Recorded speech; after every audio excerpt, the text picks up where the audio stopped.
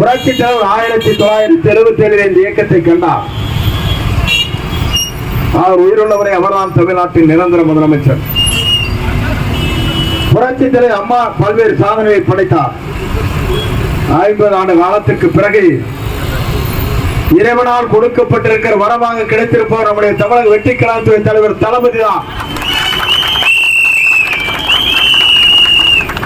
உச்சகட்டத்தில் இருந்து வருகின்ற வருவாயை தூக்கி எறிந்துவிட்டு நான் மக்களுக்கு பணியாற்றி என்று சூழ்நிலையிட்டு வந்திருக்கிற ஒரே தலைவர் இந்தியாவிலே தமிழக வெற்றி கழகத்துறை தலைவர் தளபதியை தவிர யாரும் இல்லை.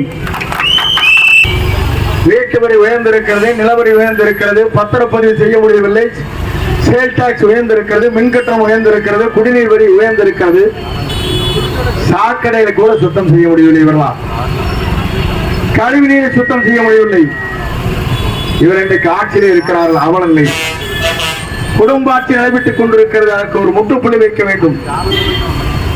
இங்கே இருக்கிற ஊழல் ஆட்சிக்கு ஒரு முற்றுப்புள்ளி வைக்க வேண்டும். இதுதான் தமிழ்நாட்டில் இருக்கிற மக்களுடைய கனவு. திரைப்படத்தை வெளியிட வேண்டும் என்று நாம் துடிக்கிறோம்.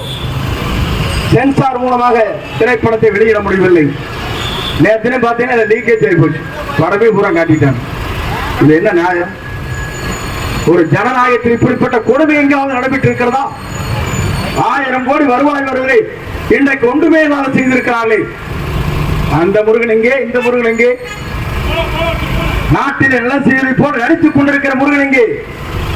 நமக்கு அருள்பாவிக்கிற முருகன் எங்கே என்பதைத்தான் சிந்திக்கின்ற தேர்தல். இந்த தேர்தல் என்பதை நீங்கள் மறந்துவிடக் கூடாது. இந்த இயக்கத்தை அவர் அழித்து விட முடியாது.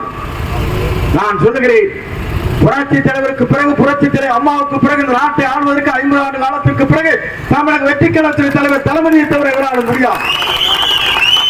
திருநெல்வேலிக்கு பாளையங்கோட்டைக்கு நான் சென்றேன், தூத்துக்குடி வரையில் சென்றேன். 5 லட்சம் மக்கள் வரவேற்றார்கள். இது இந்திய நாட்டின் வரலாற்றில், தமிழகத்தின் வரலாற்றில் ₹1 கூட கொடுக்காமல் 5 லட்சம் மக்கள் தேர்விலே வந்து இன்று வரவேற்பு கொடுக்கிற தலைவன் நம்முடைய வெற்றி கழகத்துறை தலைவர் தளபதியை தவிர யாரும் இல்லை.